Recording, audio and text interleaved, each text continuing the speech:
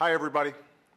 2 weeks ago, a large bipartisan majority of senators voted to pass common sense, comprehensive immigration reform, taking an important step towards fixing a broken immigration system once and for all.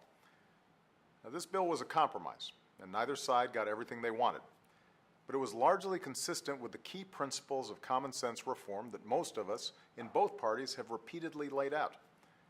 If passed, the Senate's plan would build on the historic gains we've made in border security over the past 4 years, with the most aggressive border security plan in our history.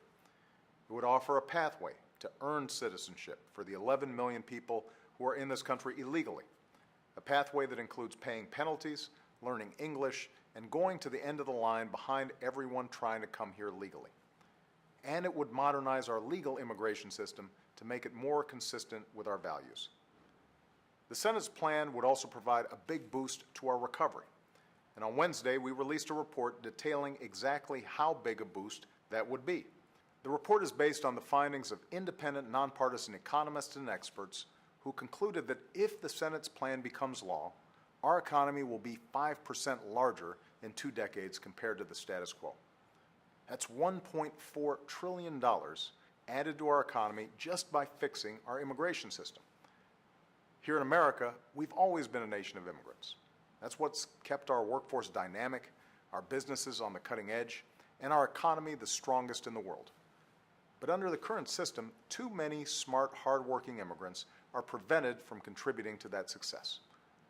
Immigration reform would make it easier for highly skilled immigrants and those who study at our colleges and universities to start businesses and create jobs right here in America. Foreign companies would be more likely to invest here. The demand for goods and services would go up, creating more jobs for American workers. Every worker and business would be required to pay their fair share in taxes, reducing our deficit by nearly $850 billion over the next 2 decades.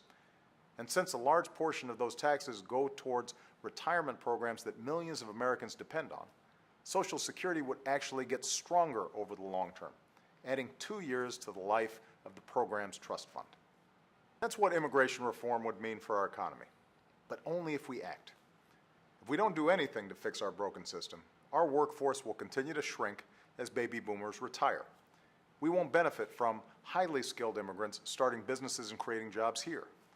American workers will have to make do with lower wages and fewer protections.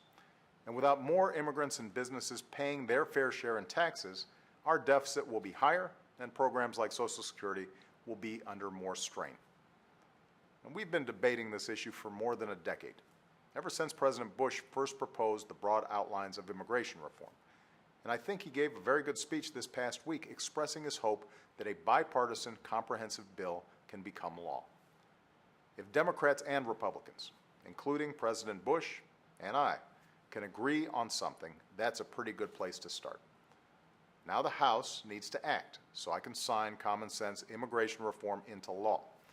And if you agree, tell your representatives that now is the time.